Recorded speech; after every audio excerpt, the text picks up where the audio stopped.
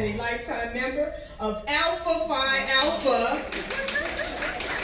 Fraternity Incorporated. I really got to bow to you now, brother. I'm sorry. He has been awarded honorary degrees from Florida Memorial University, the University of Maryland, and the University College, Lemoyne-Owen College, Lane College, and South Carolina State University.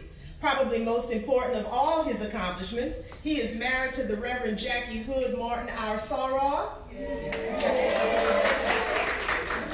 And she is author of Fulfilled, the Art and Joy of Balanced Living, and Wedded Bliss, a 52-week devotional to balanced living.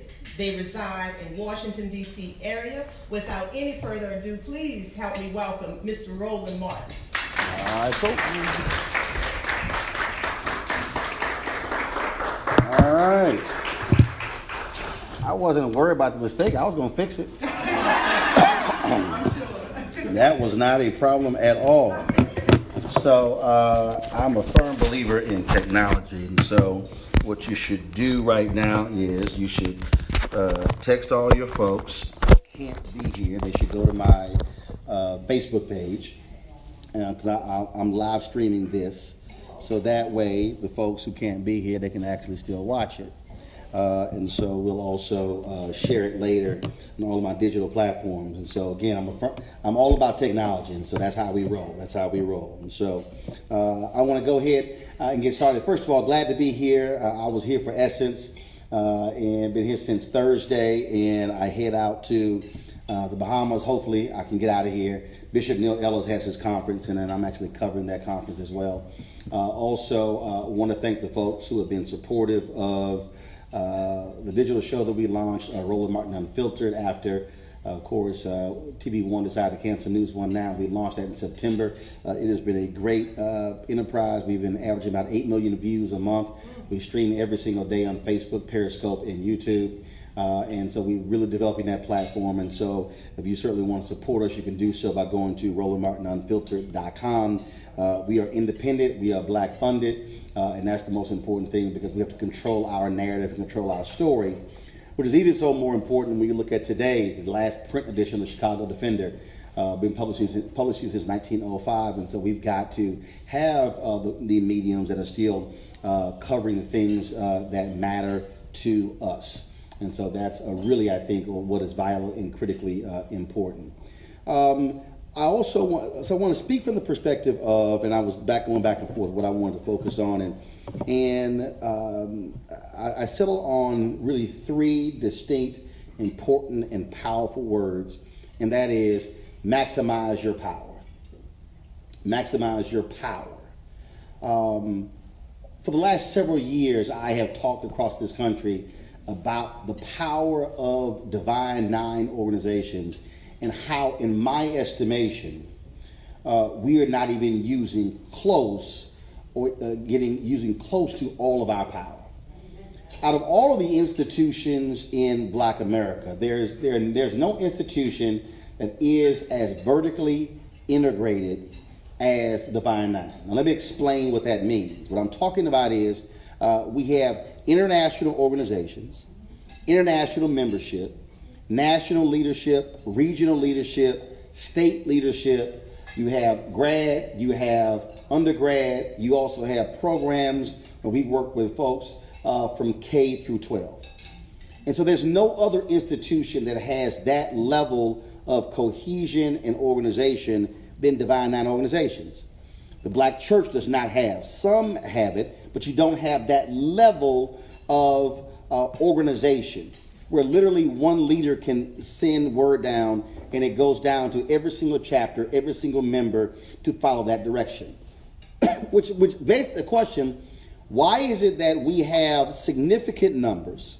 Why is it that when we gather, we are amassing a significant amount of people, yet far too much of the work that we do is insulated within the organization? Now, see, I know it's tough for us to really have to deal with this, because when I gave the brotherhood speech to the Alphas 2 years ago in Baltimore, brothers were some were a little perturbed that I cut right to the point. But again, when you look at our numbers, when you look at how we come together, not only for national conventions, but for regional, but for state, for chapters, that we have to ask ourselves, what are we doing with our power? How are we maximizing and utilizing our power? How are we challenging others who are not members of our organizations? How are we challenging other black organizations? But how are we challenging those folks on public policy? How are we challenging them on economics? And so we really have to, I think, reassess what it is we are about in the 21st century. Because, see, there are a lot of people who say things and they talk about, oh, alphas and deltas and AKAs and sigmas and kappas. We don't know what y'all do. And if we really, it's a lot of us get really upset by that. We get caught in our feelings. But I'm telling you right now, as somebody who covers the news on a daily basis, the reality is we're real good at telling our story to each other. But that means nothing talking to folks in the room if you're not talking to the folks who are not in the room. And when I say maximize our power, I think a few years ago when a 14-year-old girl was body slammed by a police officer in McKinney, Texas. And I challenged a national organization for women to step out there. But then I challenged black sororities. And people got mad at me like, why are you calling out black sororities? I said, because that could be a potential sorority member. But if I said she could have deltas or AKAs or zetas or sigma gamma rhos in her family, I said, but she also could have alphas and kappas and omegas and iotas and sigmas in her family. I said, and even if she didn't, she still is a young black girl. I think about the young black girl in South Carolina who was forcibly ripped out of the desk. And I had to ask the question, what is taking our leadership so long to say something? That's a young black girl. And I'm saying that because I think we have become so risk averse. And we're so concerned, well, is it going to impact our 501c3 status? Who are we somehow going to upset? When the real question is, are we there for black America when black America needs us to be there? And so we've got to really, I think, look at ourselves in a very critical way, in a fair way, and remove the emotion and remove our feelings and say, can we be doing far more than what we're doing right now? I'm Vice President Digital for the National Association of Black Journalists. And we called out CNN and the CEO, Jeff Zucker, for the lack of black folks in executive positions. No black senior producers, no black vice presidents, no black senior vice presidents, no black executive vice presidents, no black direct reports. And we made it clear we're not satisfied having some black folks on the air. We want to have some black folks off the air. And so we then asked other folks as well to step up, to join with us. And the NAACP stepped up. And then we also had the National Urban League involved in those conversations, other organizations as well. And so I asked General President Ward, Alphas responded in 24 hours. Then I asked the Deltas as well. The Deltas sent out a letter standing in support of us. So the Congressional Black Caucus reached out to AKAs and they didn't. Kappas didn't. Omegas did. And I said, well, wait a minute. How hard is it to send out a letter saying we stand with the National Association of Black Journalists demanding more black folks get hired? It's a letter. Now, if we can't send out letters, well, what the hell are we here for? And see, I'm laying this out because what we are seeing is we have massive numbers. And what are we actually doing with those numbers? Let's take a few years ago in Ohio. And so in Ohio, 2011, they passed an onerous voter suppression law. And the residents there in Ohio, they said that, well, we want to challenge this. So they needed to get 300,000 signatures to get it put on the ballot in 2012. So September 2011, I'm hosting a panel at Congressional Black Caucus of the annual Panhellenic panel put on by Congresswoman Marcia Fudge, a former international president. And it was quite interesting because I asked, all the 9 presidents were there, and I asked the question, talked about Ohio and how many of them were aware of this. and how they were utilizing the chapters in Ohio to get the signatures. Everybody was quiet. Like nobody said nothing. So look over Congresswoman Marsha Fudge, and she's telling me to move on. And I'm like, nope. We're going to stay right here. And so I started pressing them. And then several members, I remember the Omega president said, well, Roland, we really need folks like you to get us up on these issues. I said, well, first of all, you got Omegas who are members of the Congressional Black Caucus. How are you not interfacing with them to be kept up on these issues? Then my girl Cheryl Underwood, who then was Zeta president, she said, well, part of the problem is we doing some stuff, but then we don't get a chance to talk about it on black media, like on the Tom Joyner Morning Show. I had my segment on Tom Joyner, still do. And I then said to, I don't know why Cheryl went there. I said, Cheryl, I love you. I said, but out of the 9 presidents here, how many of y'all have ever sent me an email asking to come on my segment? I said, please take y'all time. And see, that was in 2011. I had been there 3 years. I said in 3 years, I had never gotten any correspondence from any national president of a panhellenic organization saying, can we come on the air to talk about some of the issues that we are doing? I said, this is a black show targeting black people. And then I said, never got an email. Then the room got real quiet again. And so then, of course, your then president, President Cynthia, she said, well, we're gonna bring this up tomorrow in our Panhandle meeting. So here's what's interesting. The next day, at a Panhandle meeting, and they actually tabulated how the Divine Nine organizations, they had 120 chapters in Ohio alone. That means that they needed 300,000 signatures to get this ballot initiative on the 2012 ballot. That means that if each chapter of the Divine Nine had committed to getting 1,000 signatures, the Divine Nine alone could have generated 1/3 of all signatures needed. That's infrastructure untapped. And right now, and I'll challenge the devils in Ohio, right now, State Representative Alicia Reese is trying to get a ballot initiative to guarantee the right to vote in the state constitution. That way, we're not trying to file lawsuits every election, trying to go to court, trying to fight the stuff, because if it's put in the Constitution, it's guaranteed. She has 30 people. They've already got about 100,000 signatures, and she's been killing herself trying to recruit more people. And it was a year ago she hit me and she said that the AKAs took it upon themselves to say this is going to be our state imperative for every chapter to do it. And I said, Alicia, where's everybody else? This is a black woman trying to put the right to vote in the Ohio state constitution, and many of us are silent. Now I'm saying all of this because what I'm talking about ain't got nothing to do with colors. Has nothing to do with letters, has nothing to do with who's Greek and who isn't. But what it has to do is, how are we taking this power and our numbers and putting this thing into action? Let me just paint a picture again for you when I talk about numbers. In order to qualify for a New York Times bestseller list, you got to sell 30,000 copies of a book.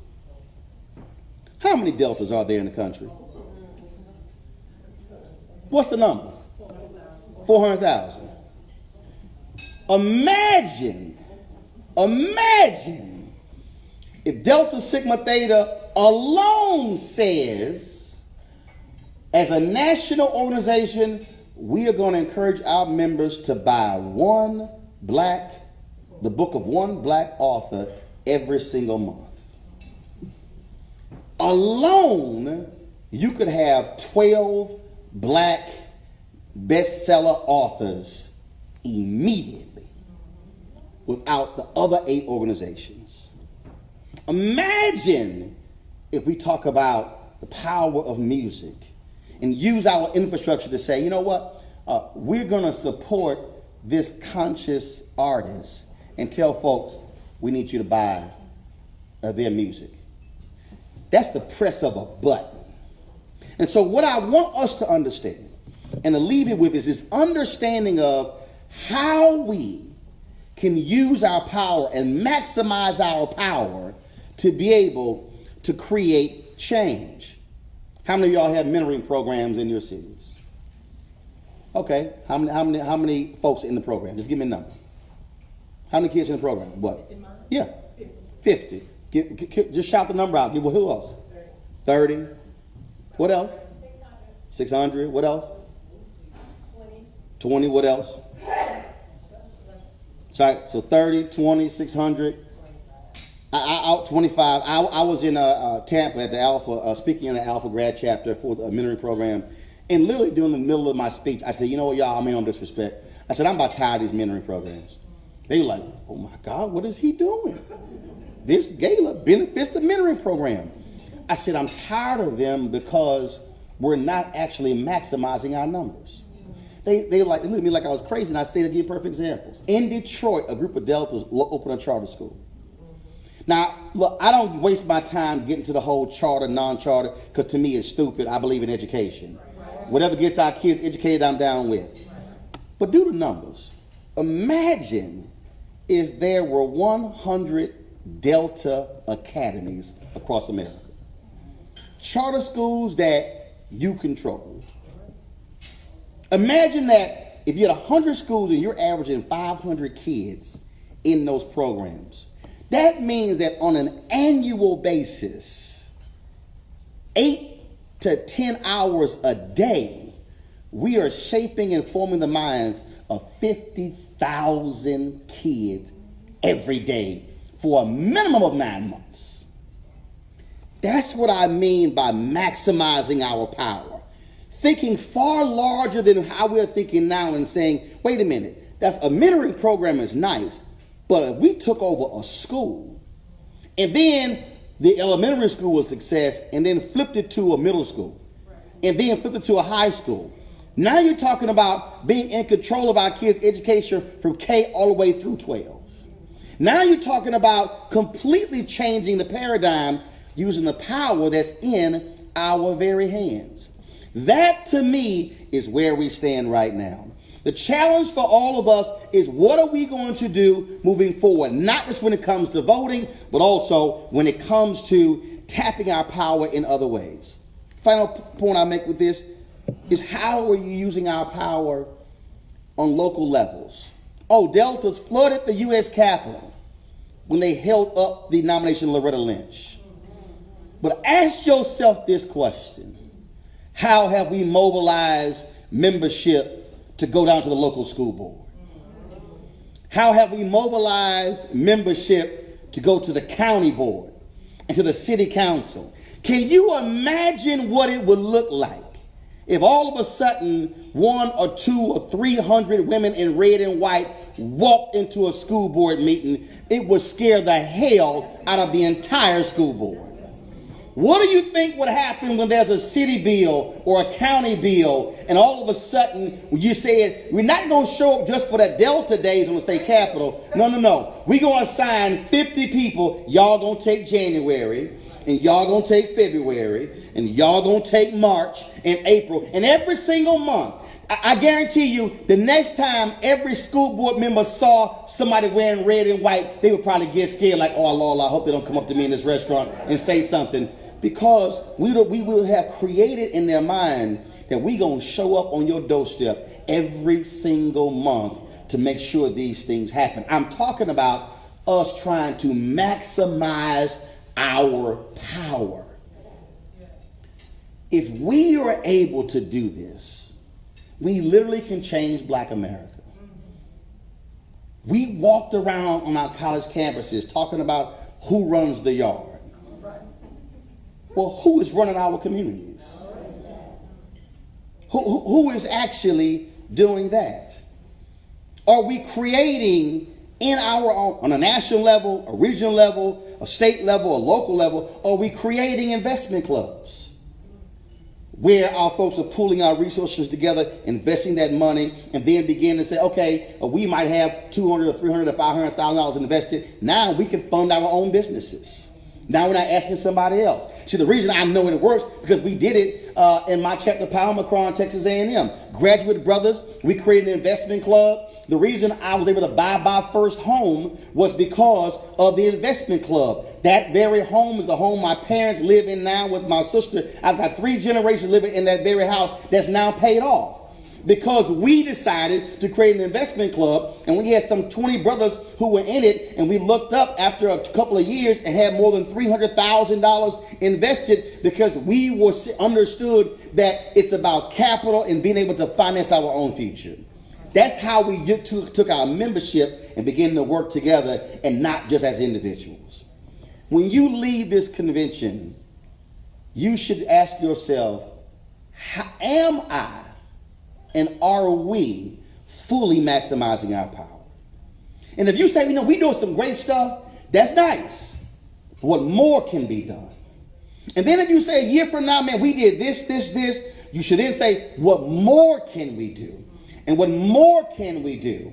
And I dare say Black America should absolutely feel the presence of Delta women in every single state, every single city, every single neighborhood. And when we join Deltas with AKAs, with Zetas and Sigma Gamma Rho and Alphas and Omegas and Kappas and Sigmas and Iotas, then when somebody has the nerve to say what a Black Greek's doing, we can point to a list of things and then say, now what? The challenge for us is to do it. The question is, are we prepared to do the work? Thanks a bunch and God bless.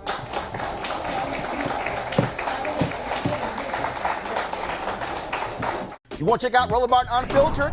YouTube.com/Roland S. Martin. And subscribe to our YouTube channel. There's only one daily digital show out here that keeps it black and keep it real. It's Roland Martin Unfiltered. See that name right there? Roland Martin Unfiltered. Like, share, and subscribe to our YouTube channel. That's youtube.com/Roland S. Martin. And don't forget to turn on your notifications so when we go live, you'll know it.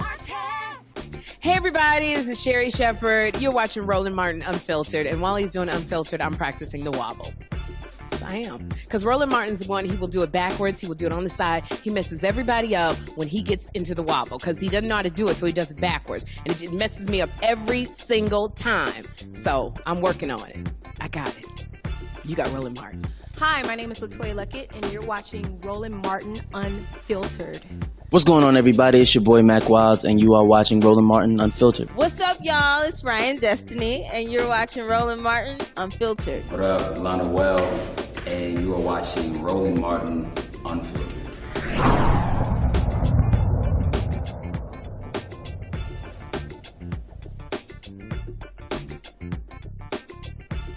You want to support Roland Martin Unfiltered? Be sure to join our Bring the Funk fan club. Every dollar that you give to us supports our daily digital show. There's only one daily digital show out here that keeps it black and keep it real. It's Roland Martin Unfiltered. Support the Roland Martin Unfiltered daily digital show by going to RolandMartinUnfiltered.com. Our goal is to get 20,000 of our fans contributing $50 each for the whole year. You can make this possible. RolandMartinUnfiltered.com. Hey fam, want to check out Roland Martin Unfiltered? The blackest show on all of digital, cable, and broadcast. Check out our audio podcast. There's only one daily digital show out here that keeps it black and keep it real. It's Roland Martin Unfiltered. Press play.